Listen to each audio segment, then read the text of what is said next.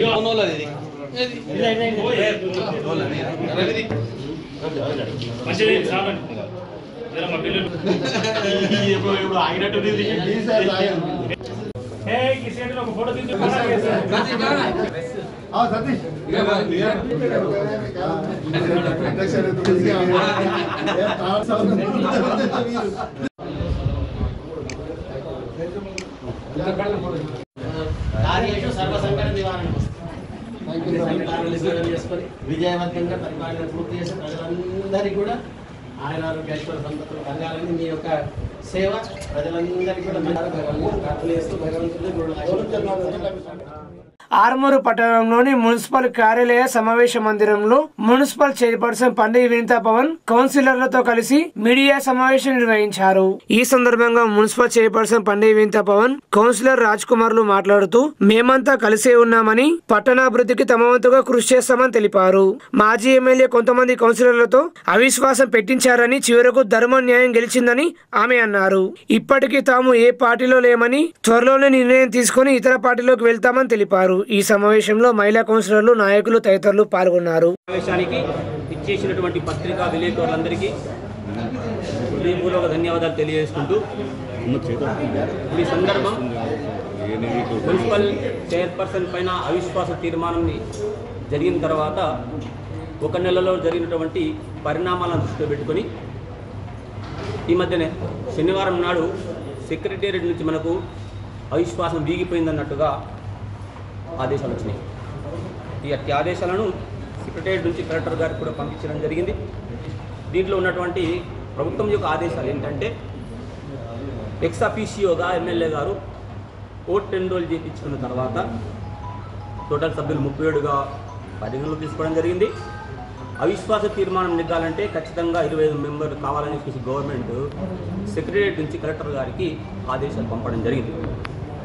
అయితే దీన్ని దృష్టిలో పెట్టుకొని ఆ రోజు అవిశ్వాస తీర్మానానికి 25 మెంబర్స్ 25 సభ్యులు పాల్గొన్నప్పటికీ 24 మంది మాత్రమే అవిశ్వాస తీర్మానానికి మద్దతు తెలుపగా, ఎక్స్ అఫీషియోగా ఉన్నటువంటి ఎమ్మెల్యే రాకేష్ రెడ్డి గారు తటస్థంగా ఉండడం వల్ల అవిశ్వాసానికి కావాల్సినటువంటి సంఖ్యాబలం లేనందున అవిశ్వాసం వీగిపోయింది. అలాంటి ఆదేశాలు మనకు ఈ మధ్యనే వచ్చినాయి. వాస్తవంగా అన్న అఫీషియల్గా వచ్చేసింది, చాలా సంతోషము. వాస్తవ పరిస్థితి కూడా మీకు తెలిపే ప్రయత్నం చేస్తా ఉన్నా. వాస్తవంగా మన మున్సిపాలిటీలో కౌన్సిలర్లు ఎవరు కూడా వినీతా పవన్ మీద అవిశ్వాస తీర్మానం పెట్టడానికి సిద్ధంగా లేరు. కొందరు వాళ్ళు ఎలానైనా సరే మున్సిపల్ చైర్మన్ కావాలని చెప్పేసి ఆత్రంతో ఎమ్మెల్యే జీవన్ రెడ్డి గారిని కలిసి జీవన్ రెడ్డి యొక్క ఫోర్స్ వల్ల, ఆయనకి పెట్టినటువంటి ఫోర్స్ వల్ల ఇష్టం లేకున్నా కూడా వినీతా పవన్ మీద అవిశ్వాస తీర్మానం పెట్టిరే తప్ప దాంట్లో ఎవరికి కూడా సుమారు ఒక 4-5 తప్ప ఎవరు కూడా వినీతా పవన్కి వ్యతిరేకంగా లేదు. కాకపోతే ఎక్స్-ఎమ్మెల్యే జీవన్ రెడ్డి గారి మాటను జవాదాటలేక ఇబ్బందుల్లో వాళ్ళు మనకు అవిశ్వాసానికి అటువైపుగా పోయారు తప్ప ఎవరు కూడా మనకు అవిశ్వాసానికి లేరు. 4 ఏళ్ళుగా పండిత్ వినీతా పవన్ గారు చేస్తున్నటువంటి అభివృద్ధి కార్యక్రమాలు అందరికీ నచ్చినాయే, అందరూ సమ్మతంగా ఉన్నారు. కానీ పరిస్థితులను అనుకూలించగా ఆ రకంగా పోయారు. కానీ అందరం మనం ఒకటే ఉన్నాం. 36 కౌన్సిలర్లు మద్దతు పండిత్ వినీతా మేడం ఉందని చెప్పి తెలియజేసుకుంటూ ధన్యవాదాలు తెలియజేస్తాను. ప్రజలందరికీ నమస్కారం. ఏదైతే గత నెల రోజుల పాటు మా మీద కొంతమంది కౌన్సిలర్లు భేదాభిప్రాయంతో మా మీద అవినీతి అవిశ్వాసం పెట్టడం జరిగింది. ఇది జనవరి 4వ తారీఖు నాడు ఈ మీటింగ్ అవిశ్వాసం అనేది వీగిపోవడం జరిగింది. దీనికి సంబంధించిన వివరాలు ఆర్డీఓ గారు గత ఉమ్మడి ఆంధ్రప్రదేశ్ ఉన్నప్పుడు 2000 పంచాయతీరాజ్ చట్టం ప్రకారం 2019 నాడు కొత్త చట్టం అనేది అమలు కోసం ఇది ఆర్టీఓ అనేది కన్ఫ్యూజన్తో వారు ఆ కలెక్టర్కి వారు వివరణ కోసం సేకరించడం, అదేవిధంగా సెక్రటరేట్ ద్వారా మనకు ప్రిన్సిపల్ సెక్రటరీ ద్వారా కూడా మనకు ఆదేశాలు రావడం జరిగింది. ఇది 4వ తారీఖు నాడే ఈ అవిశ్వాసం వీగిందని వారు చెప్పడం జరిగింది. అదేవిధంగా చిన్న భేదాభిప్రాయాలతో నా మీద పెట్టి గత 4 సంవత్సరాల నుండి మేము ఒక ఫ్యామిలీ లాగా చూసుకున్నాను వారిని. అయినా వారికి ఏంటో చిన్న లోపం వల్ల ఇలా పెట్టి మమ్మల్ని చైర్మన్ పదవి నుండి తొలగించాలని చాలా ప్రయత్నించారు. అది వాళ్ళ విజ్ఞతకే నేను వదిలేస్తున్నాను. నా తోటి ఉన్న ముఖ్యంగా వెన్నంటూ ఉన్న నా 12 మంది కౌన్సిలర్లకి నేను ఎల్లప్పుడూ పాదాభివందనాలు తెలుపుకుంటున్నాను. వారు నాకు అవుట్రైట్గా సపోర్ట్ చేసి, అదేవిధంగా ఆర్మూర్ పట్టణ ప్రజలందరి ఆదరణ పొందిన దాన్ని, ఆర్మూర్లో పుట్టిన దాన్ని, ఆర్మూర్లో పెరిగిన దాన్ని, అదేవిధంగా ఇక్కడే విద్యాభ్యాసం నోచిన దాన్ని, ఇక్కడే అసోసియేట్ ప్రొఫెసర్గా 12 సంవత్సరాలు బీటెక్ కాలేజీలో చెప్పిన దాన్ని, అలాంటిది ఇలాంటి అవిశ్వాసానికి నేను ఎలా అవినీతికి ఎలా పాల్పడతానో వారికే తెలియాలి. అదేవిధంగా ఇవన్నీ నేను మనసులో పెట్టుకోకుండా మళ్ళీ నాకు ఈ అవిశ్వాసం వీగిపోయి మేము గెలిచి మళ్ళీ ఈ 1 సంవత్సరం పాటు జరుగుతున్న అభివృద్ధి కార్యక్రమాలని నేను ఖచ్చితంగా అందరినీ ఫ్యామిలీ మెంబర్స్లా చూసుకొని అందరు కౌన్సిలర్ని 36 మెంబర్స్ని ఆర్మూర్ పట్టణానికి అభివృద్ధి చేసేందుకు ప్రయత్నిస్తాను. మరోసారి ముఖ్యంగా ప్రెస్ సోదరులకు సపోర్ట్ చేసినందుకు, అదేవిధంగా ముఖ్యంగా మా తోటి కౌన్సిలర్లందరికీ, మన వెన్నంటూ ఉంటున్న కౌన్సిలర్లందరికీ నా ధన్యవాదాలు తెలుపుకుంటున్నాను. Thank you. వివరణ ఇస్తలేదు, ఇంకా చెప్తాం. మేము 4 ఏళ్ళ నుంచి ఉన్నదాన్ని కంటిన్యూ చేస్తున్నాం తప్ప ఇప్పుడు అలాంటి అవిశ్వాసం వేరే మున్సిపల్ చైర్మన్ అయితే ఆయనకు ఆ క్వశ్చన్ ఉంటుండే, కానీ మేము ముందటి నుంచి కంటిన్యూగా ఉన్నాం. దిగిపోలేం. దిగిన తర్వాత ఎక్కితే మనం పార్టీ గురించి మాట్లాడవచ్చు, మనం దిగలేము. కాబట్టి కంటిన్యూగా మా మీద ఉన్నటువంటి ఒక మచ్చ, ఆ మచ్చ ఒక 2 నెలలు కష్టపడ్డాము, నెల తర్వాత మచ్చ తొలిగిపోయింది. అంతేగాని పార్టీలతో సంబంధం లేకుండా చర్చించుకొని చెప్తాము. పార్టీ ప్రెసిడెంట్ అయితే ఇండిపెండెంట్గా ప్రెసిడెంట్ ఉన్నాను. ఇప్పుడు వేరే పార్టీలో వెళ్ళేది మా తోటి కౌన్సిలర్లతో అదే చర్చించుకొని ఏదైనా. భీమ్గల్ పట్టణంలో నిరుపేదలకు నిత్యావసర సరుకులు పంపిణీ చేశారు. బాపూజీ నగర్ కాలనీలో నా కలం అక్షర సత్యం ఫేస్బుక్ సోషల్ మీడియా ఆధ్వర్యంలో నిరుపేద వికలాంగుడు చెంచు లింబాద్రి కుటుంబానికి నిత్యావసర సరుకులు మరియు 50 కిలోల బియ్యం ట్రస్ట్ వారు అందజేశారు. ఈ కార్యక్రమంలో ఆర్ రవీందర్, మెండోర్ ఎంపీటీసీ, స్థానిక కౌన్సిలర్ సతీష్, బీజేపీ అధ్యక్షుడు యోగేశ్వర్ నర్సయ్య తదితరులు పాల్గొన్నారు. ఈరోజు భీమ్గల్ పట్టణంలోని బాపూజీ నగర్ కాలనీలో ఒక నిరుపేద వికలాంగునికి నా కళ అక్షర సత్యం సోషల్ మీడియా ద్వారా ఈరోజు ఈ నిత్యావసర వస్తువులను ఇవ్వడం జరిగింది. ఇదే విధంగా ఈ నిరుపేదలకు ప్రతి నెల మరి ఈ నిత్యావసర సరుకులు అనేటివి ఇవ్వడం జరుగుతుందని చెప్పేసి నాకల అక్షర సత్యం సోషల్ మీడియా వ్యవస్థాపక అధ్యక్షులు తెలియజేయడం జరిగింది. వారితో పాటు ఈ కార్యక్రమంలో ఇది అందించేందుకు ఒక అజ్ఞాత వ్యక్తి సహాయం చేయడం జరిగింది. వారికి కూడా మరి నాకల అక్షర సత్యం ద్వారా సోషల్ మీడియా ద్వారా వారికి ధన్యవాదాలు తెలియజేస్తున్నాము. అట్లాగే మరి ఈ వికలాంగుడు ఉన్నాడని చెప్పేసి మరి మా సంస్థకు తెలియజేసినటువంటి జలజక్క గారికి ధన్యవాదాలు తెలియజేస్తున్నాము. అలాగే మరి భీమ్గల్ మండలంలో కూడా ఇలాంటి నిరుపేదలు ఎందరో ఉన్నారు. వారికి సహాయ సహకారాలు అందించేందుకు మనసున్న దాతలను సహృదయంతో ముందుకు రావాలని చెప్పేసి వారికి విజ్ఞప్తి తెలియజేస్తున్నాము. పసుపు క్వింటాలుకు 18,000 మద్దతు ధర నిర్ణయించి మార్క్ ఫెడ్ ద్వారా కొనుగోలు చేయాలని, పసుపు బోర్డును వెంటనే ఏర్పాటు చేయాలని తెలంగాణ రైతు సంఘం రాష్ట్ర సహాయ కార్యదర్శి మూడు శోభం ప్రభుత్వాన్ని డిమాండ్ చేశారు.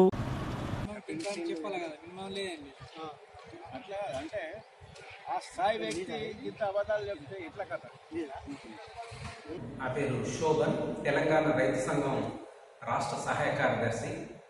ఈరోజు నిజామాబాదు పసుపు మార్కెట్ని తెలంగాణ రైతు సంఘం బృందం పర్యటించింది. రైతులను అడిగి వాళ్ళు ఎదుర్కొంటున్న సమస్యల్ని తెలుసుకోవడం జరిగింది. ఈరోజు మార్కెట్లో రైతుల్ని అదే రకంగా ఇక్కడున్న అధికారులను మేము రైతు సంఘంగా సమస్యల్ని అడిగి తెలుసుకుంటే ప్రధానంగా ఈరోజు మన మార్కెట్లో 2,000 క్వింటాళ్ళ పసుపు మార్కెట్కి రావడం జరిగింది. కానీ దిగుబడి మాత్రం ఈ సంవత్సరము పెద్ద ఎత్తున తగ్గిపోయింది. ఖర్చులు విపరీతంగా పెరిగిపోయినాయి. ఒక ఎకరాకు 1,50,000 రూపాయల వరకు పసుపు ఖర్చు అవుతా ఉంది. కానీ దిగుబడికి సంబంధించి చూస్తే 16 నుంచి 18 క్వింటాలు మాత్రమే ఎకరాకు దిగుబడి వస్తూ ఉంది. మార్కెట్లో రేటు గమనించినట్లయితే 8,000 నుంచి 12,000 రూపాయల వరకే మార్కెట్లో రేటు ఉంటా ఉంది. కానీ విపరీతంగా ఖర్చులు పెరగడం వల్ల రైతులు అప్పుల ఊబిలోకి నెట్టవేయబడుతూ ఉన్నారు. కాబట్టి రైతుల్ని ఆదుకోవాలంటే కాంగ్రెస్ గవర్నమెంట్ ఎన్నికల్లో మేనిఫెస్టోలో ప్రకటించింది. పసుపుకు కింటాకు 15,000 రూపాయలు ఇస్తాము, అదే రకంగా బోనస్ చెల్లిస్తామని హామీ ఇచ్చింది. కానీ ఆ హామీ మార్కెట్లో చూసినట్లయితే అమలు కావట్లేదు. మేము తెలంగాణ రైతు సంఘంగా ప్రభుత్వాన్ని అడిగేది ఏంటంటే, ఎన్నికల్లో ఏదైతే క్వింటాలకు 15,000 రూపాయలు ఇస్తామని ఏదైతే హామీ ఇచ్చారో ఆ హామీని తక్షణం అమలు చేయాలని మేము కోరుతా ఉన్నాం. ఈ మార్కెట్లో సంబంధించి చూసినట్లయితే ప్రైవేట్ అర్తిదారులు బయట వాళ్ళు కొంటా ఉన్నారు. మరి గవర్నమెంట్ సంస్థలు ఉన్నాయి, మార్క్ఫెడ్ ఉంది, అదే రకంగా హాకా ఉంది, ఇట్లాంటి సంస్థలు ఉన్నాయి.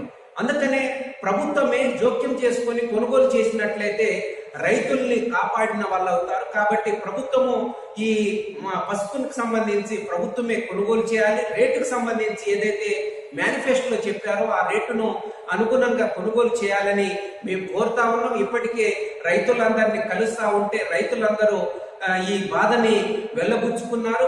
ఈ సంవత్సరము అంటే తెగుళ్ళు వచ్చి అదే రకంగా బాగా వర్షం పడి మొత్తం పంట అంతా నష్టపోవాల్సిన పరిస్థితి వచ్చింది. కొత్త రోగం కూడా వచ్చిందనేది రైతులు చెప్పారు. కాబట్టి ప్రభుత్వము వెంటనే జోక్యం చేసుకొని కనీస మద్దతు ధరకు సంబంధించి కేంద్ర ప్రభుత్వము ప్రకటించాలి. అదే రకంగా రాష్ట్ర ప్రభుత్వము ఏదైతే మేనిఫెస్టోలో చెప్పిందో దానికి అనుగుణంగా కొనుగోలు చేయాలి.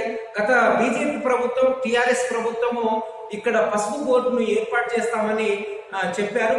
మన ప్రధానమంత్రి గారు కూడా పసుపు బోర్డు మంజూరు చేసినట్లు గతసారి ప్రకటించారు. ఇప్పుడు లోక్సభ ఎలక్షన్స్ రాబోతా ఉన్నాయి కాబట్టి ఇక్కడ చూసినట్లయితే పసుపు బోర్డు అనేది లేదు. కాబట్టి ఈ పసుపు బోర్డు ఆలోచన కూడా ప్రభుత్వం వెంటనే ఏర్పాటు చేయాలని మేము తెలంగాణ రైతు సంఘంగా ప్రభుత్వాన్ని డిమాండ్ చేస్తున్నాం. లేకపోతే రైతుల్ని కూడగట్టి ఆందోళన పోరాటాల్ని తీవ్రతరం చేస్తామని ప్రభుత్వాన్ని హెచ్చరిస్తున్నాం. డిచ్పల్లిలోని తెలంగాణ విశ్వవిద్యాలయంలో విద్యార్థి సంఘాల నాయకులు విద్యార్థులు ఆందోళన నిర్వహించారు. తెలంగాణ విశ్వవిద్యాలయంలోని హాస్టల్లో అవినీతి మెస్ బిల్లుల పేరిట విద్యార్థులపై అదనపు భారం మోపుతున్నటువంటి అధికారులపై తక్షణమే చర్యలు తీసుకోవాలని డిమాండ్ చేస్తూ తరగతులు బహిష్కరిస్తూ స్వచ్ఛందంగా రిజిస్టర్ కార్యాలయాన్ని విద్యార్థులు ముట్టడించారు. చదువు అనంతరం ఒక్కొక్క విద్యార్థి పైన సర్టిఫికెట్లు తీసుకునే సమయంలో వేలకు వేలు కట్టిస్తూ విద్యార్థుల రక్తాన్ని తాగుతున్నారని ఆవేదన వ్యక్తం చేశారు. అవినీతి జరిగిన మెస్ బిల్లులను తక్షణమే మాఫీ చేసి విద్యార్థులపై భారం పడకుండా అధికార యంత్రాంగం చర్యలు తీసుకోవాల్సిందిగా డిమాండ్ చేశారు. లేకపోతే విద్యార్థులకు న్యాయం జరిగేంత వరకు పోరాటాలు ఆపబోమని హెచ్చరించారు. ఈ కార్యక్రమంలో విద్యార్థులు సాయి పవన్, కొమిర శ్రీశైలం, రాచకొండ విఘ్నేష్, అల్లూరు రాజేందర్ తదితరులు పాల్గొన్నారు. ఎస్సీ ఎస్టీలకు 7,000, బీసీలకు 8,000, ఓసీలకు వీళ్ళకు 12,000 ఉన్నది. మరి అలాంటిది ఆ డాక్టర్ బాబాసాహెబ్ అంబేద్కర్ కల్పించిన రిజర్వేషన్లు మీరు ప్రతిదీ యూజీసీ అంటారు. మరి అందరికి ఎందుకు సేమ్ పెట్టారు సార్? ఇంకొకటి మీరు ఇప్పుడు అన్నారు ఫస్ట్ ఇయర్ అయిపోయినాక, ఇప్పుడు నేను ఫైనల్ ఇయర్ అయిపోకొస్తున్నా, ఇప్పుడు ఎందుకు పెట్టినావు? నాకు నువ్వు ఫస్ట్ ఇయర్ లో పెట్టాల్సింది సార్.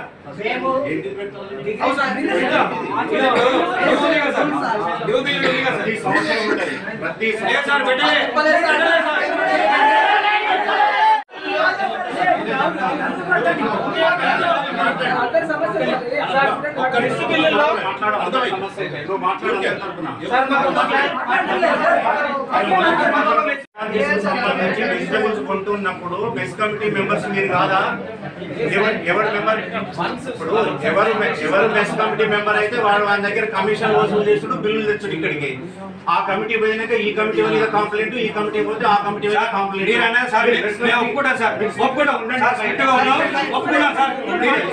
మీరు ఇందాక లాజిక్ బిల్లు ఫస్ట్ ఇయర్ అయిపోయినమ్మంటే మెస్ బిల్లులు అంటే డ్యూనే ఇస్తాం అన్నారు. అంటే గత 9 సంవత్సరాల నుంచి 10 సంవత్సరాల నుంచి మెస్ బిల్లులలో ఒకతోకలు జరిగినాయి.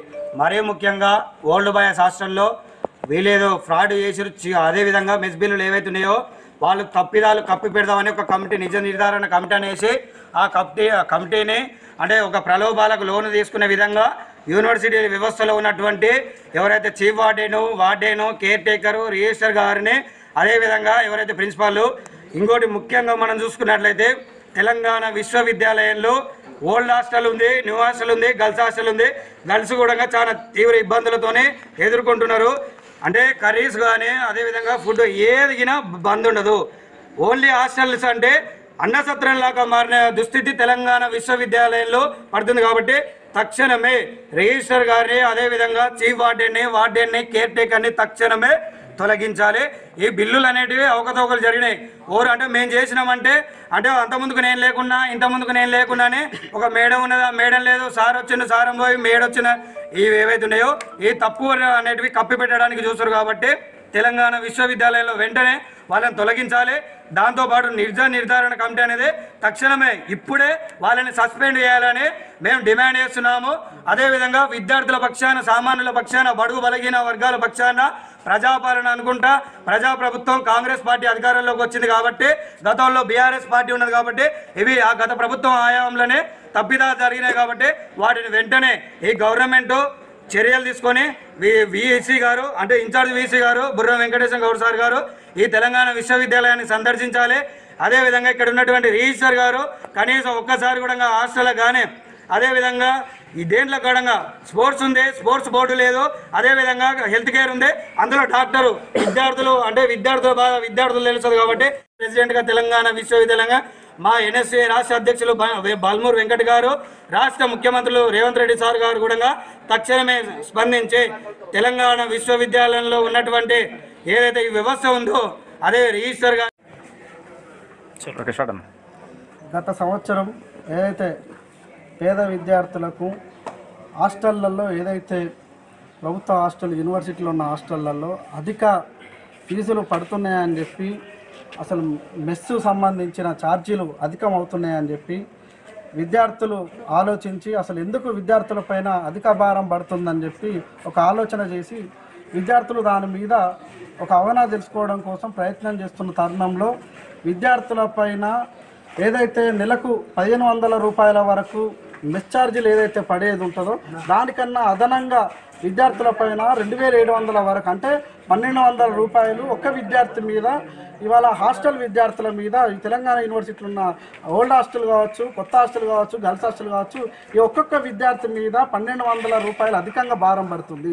ఈ భారం ఎందుకు పడుతుందని చెప్పి విద్యార్థులు ఆలోచిస్తుంటే అందులో తెలిసిన అంశం ఏంటంటే విద్యార్థులకు ఏదైతే తెలంగాణ యూనివర్సిటీ హాస్టళ్లలో అవినీతి జరుగుతుందనేది స్పష్టమైంది. అవినీతి జరిగిందనే ఉద్దేశంతో విద్యార్థులంతా ఈరోజు రిజిస్టర్ కార్యాలయంలోకి వచ్చి ఏదైతే అవినీతి ఏ విధంగా జరిగిందనేది కూడా రిజిస్టర్లో కూడా వాళ్ళు చెప్పడం జరిగింది.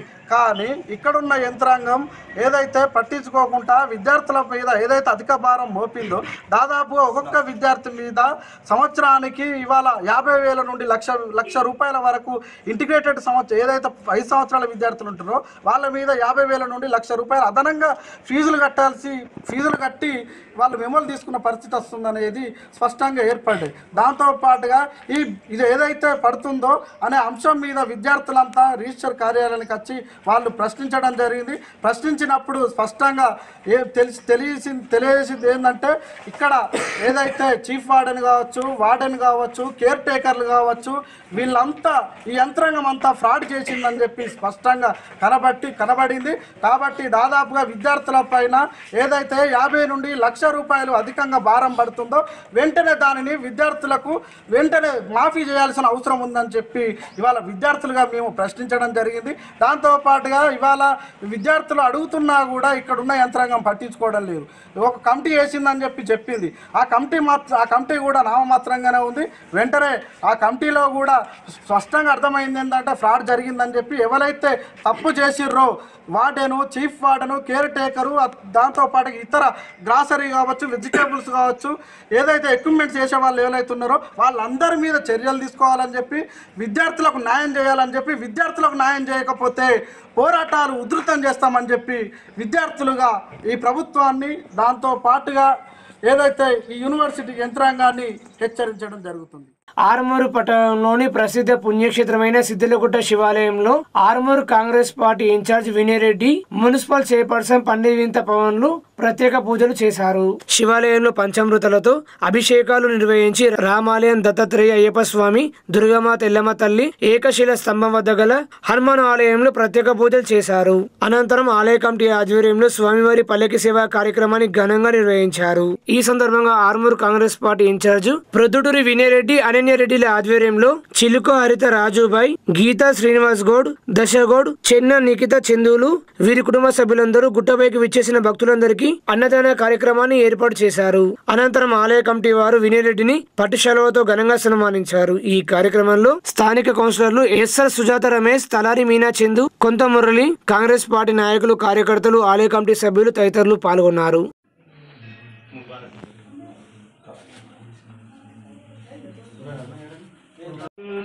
ఓం శతమానమితి భవతి శతేంద్రిగే ఆయుశ్చేవేంద్రిగే ప్రతిష్టతే.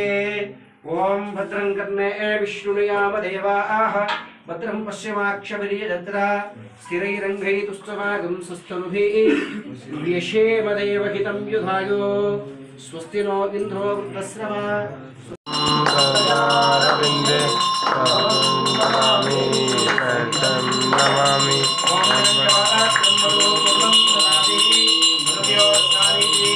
ఏకదా బ్రాహ్మణ మహారథి ఏకదయే దదమానస్యాయుష్యం తేదో దదాతి. బుల్లవనాథ సిద్ధేశ్వర స్వామి భగవానికి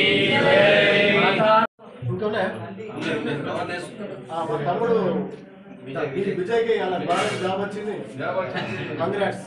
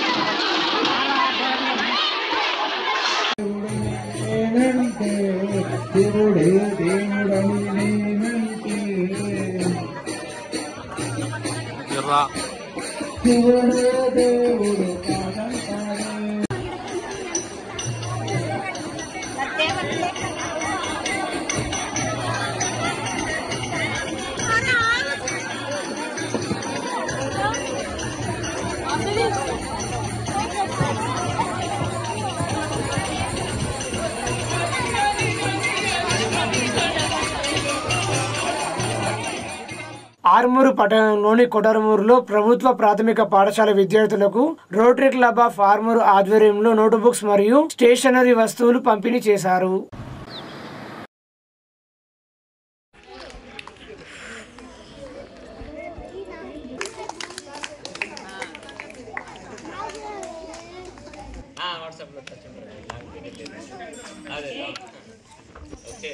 అదేవిధంగా మనకు లక్ష్మీనారాయణ సార్ కూడా మనకు ఈ యొక్క రోటరీ లాస్ట్ టైం ఆల్రెడీ బాడీలో ఉన్నప్పటికీ కూడా మనకు ఈ సంవత్సరం జరిగినటువంటి ప్రోగ్రాంలలో ఎంతో యాక్టివ్గా ఉంటూ తమ్ముడికి చేయుతగా ఉంటూ మరొక తమ్ముడులాగా మా యొక్క ప్రోగ్రాంలకు ఎల్లవేళ అండదండ ఉంటాడు. ఇప్పటి వరకు కూడా సుమారు మనము ఒక 70 ప్రోగ్రామ్ చేయడం జరిగింది 5 monthsలో. సో అందరి అంటే రోటరీ క్లబ్ ఆఫ్ ఆర్మూర్ అందరి ఆధ్వర్యంలో మనం అనేక కార్యక్రమాలు చేసి మన రీసెంట్గా గవర్నర్తో కూడా మేము అభినందనలు తెలుపుకోవడం జరిగింది. నిజామాబాద్ కామారెడ్డి ఆర్మూర్లో కంపేర్ చేస్తే మన ఆర్మూర్ క్లబే ఫస్ట్ ఉంది ప్రోగ్రాంలలో. సుమారు ఇప్పటి వరకు మనము దాదాపుగా 4.5 లక్షల ప్రోగ్రామ్ చేయడం జరిగింది. ఇప్పుడు 4.5 lakhs దాతల సాయం వెంటనే పెట్టలేను. ఆ సార్ ఒకసారి ఈ సార్ ఒకసారి ఈ సార్ ఒకసారి అట్లా ఇప్పుడు లక్ష్మణ్ సార్ మన తమ్ముడు ఇట్లా ప్రతి ఒక్కళ్ళం రోటరీ క్లబ్ బ్యానర్తోని మేమే స్వచ్ఛందంగా డబ్బులు వేసుకొని వితరణ చేయడం జరుగుతుంది. మనకి ఎక్కడి నుంచో రావు డబ్బులు. వేల్పూరు మండలం పడగల గ్రామంలో హర్షిత్ అనే విద్యార్థి ఒకే రోజులో అట్టముక్కలతో అయోధ్య రామాలయం నమూనా నిర్మించాడు. చంద్రయాన్ ను 3 అట్టముక్కలతో ఒకే రోజు తయారు చేశాడు. అంతేకాకుండా ఏ ఫోటో చూసినా డ్రాయింగ్ చేస్తానన్నాడు.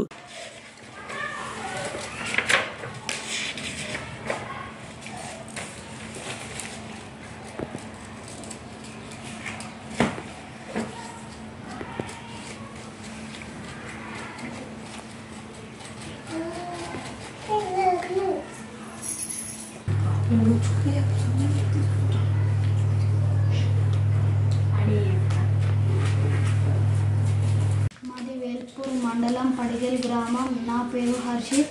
నేను 7వ తరగతి చదువుతున్నాను. నాకు గత 2 సంవత్సరాల నుండి డ్రాయింగ్ ఆర్ట్స్ అంటే ఇంట్రెస్ట్. అందువలన నేను ఈ అయోధ్య రామ మందిరంను ఒకటే రోజుల్లో తయారు చేశాను. వేల్పూరు మండల తహసీల్దార్ కార్యాలయంలో సిబ్బందికి ఐడి కార్డుల పంపిణీ నిర్వహించారు.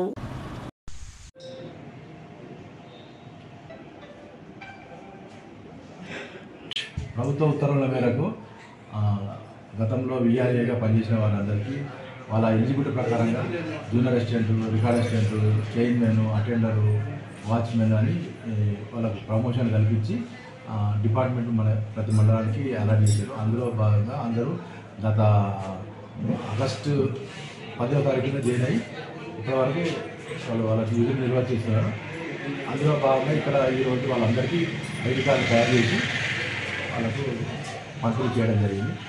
ఈ ఐడి కార్డు ఇచ్చిన ఉద్దేశం ఏంటంటే వీళ్ళని ఎవరైనా తొగండి ఆ పోలీసు వాళ్ళు కానీ ఎవరైనా మీరు ఎవరు ఏంటంటే అబ్జెక్షన్ చేయకుండా మేము ఫలానా అని ఐడెంటిటీ కోసం అని చెప్పని కార్డ్స్ వాళ్ళని ఈరోజు పంపిణీ చేయడం.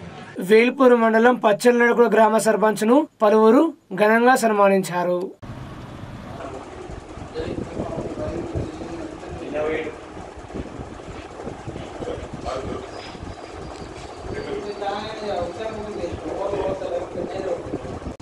పదవీ విరామణ పొందుతున్న మా మిత్రుడు శ్రేయోభిలాషి గతంలో సర్పంచ్గా పనిచేసినటువంటి 5 సంవత్సరాలు దిగ్విజయంగా పూర్తి చేసుకున్న సందర్భంగా ఈరోజు వాకర్స్ యూత్ ఆధ్వర్యంలో మరియు గ్రామంలోని ఉన్న యువకులు అలాగే ఆటో యూనియన్ వాళ్ళు పెద్ద మొత్తంలో ఈరోజు పదవీ విరమణ పొందుతున్నటువంటి గంగారెడ్డి గారిని షాల్వతో అలాగే పూలమాలతో సత్కరించడం జరిగింది. ఈరోజు ఎంతో ఆప్యాయంగా నన్ను అంటే వారి మధ్యలో ఉంచుకొని వారి హృదయాలలో ఉంచుకొని వారు ఇలా సన్మానం చేయడం అంటే పదవీ విరమణ వీడుకోలకి సన్మానం చేయడం అనేది వారి రుణం జీవితంలో తీర్చుకోలేను. ఎందుకనంటే ఈ విరమణ అనేటటువంటిది పదవికి కావచ్చు, కానీ ప్రజాసేవకు మాత్రం విరమణ అనేది ఉండదు. సో ఇప్పుడు నేనైతే గత 5 సంవత్సరాలల్లో నేనుగా ఒక్కడిగా ఎప్పుడూ లేను. వీళ్ళందరి ప్రోద్బలంతోనే ఇలా నన్ను గ్రామంలో ఎలక్షన్లలో భారీ మెజారిటీతో గెలిపించడంలో వీళ్ళందరూ ప్రతి ఒక్కరూ భూమిక పోషించారు. అట్లనే గ్రామాభివృద్ధిలో కూడా నేను ఒక్కడిని మార్గాన్ని చేసింది ఏమీ లేదు. వీళ్ళందరి సహాయంతో, మా వార్డు సభ్యుల సహాయంతో, నా మిత్రులందరి సహాయంతో ఇలా గ్రామం అభివృద్ధిలో పోయినాం. ఇంకా చాలా చేసేది ఉంది, మొత్తం పూర్తి కాలేదు.